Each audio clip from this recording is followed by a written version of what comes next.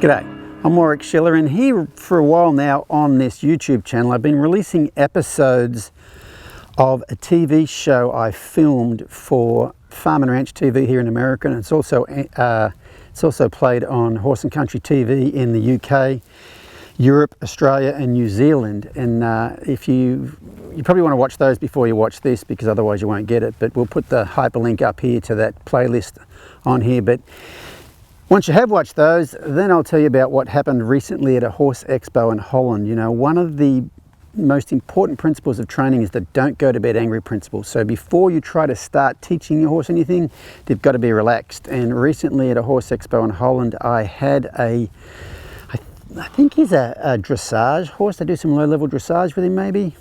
I'm not exactly sure what he was. I'm just guessing, but so I show up to this horse expo in Holland, and most horse expos, your session lengths are an hour or an hour and a half. So I've never done one in Europe before, but I assumed it was the same. And I show up there, scouted all these horses I need for an hour and a half session to maybe get through the problem, and they tell me we've got half an hour to do it. And so I'm like, well, I don't know if some of these horses I can do in half an hour, but that one I can't. And so I had this young lady take her horse in the warm-up arena to ride around, and the warm-up arena was pretty chaotic. There was dancing girls, there was people firing arrows, like doing mounted archery. There was a lot of dressage horses going around. It was pretty chaotic, and this little guy was pretty wound up but controllable.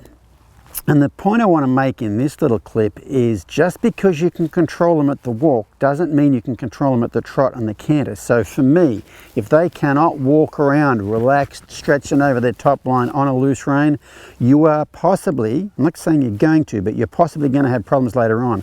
But yeah, no, I'm going to say you are going to have problems later on, because what's happening if you have to control it at this level, when that level of energy gets too big, you run out of muscles. And so I'll show you what we did with him. So what we did with this little horse is a little exercise I call bending for relaxation. And all I'll do is I'll put those horses in quite a small circle, smaller than you'd think a horse could do, but they can. You know, you just have the rider take the hand out to the side and walk a small circle. And when you're walking around that circle, it's quite a tight bend, but the thing about that bend is they cannot hold on to their tension and do that bend at the same time, okay? When you are tense, think about if you are cold, like you get into cold water, you go and you tighten up and you kind of breathe really shallowly, okay? You can't bend and breathe shallowly at the same time. You've got to be able to let go of your ribs to relax. And so it's a little exercise that you can just wander around there. But anyway, so this little horse, he wandered around there. We did the exercise a number of times, and the key with it is every time he got the exercise right, like he started to relax a bit, we let go. And he might walk off for 2 strides and then get all tight again.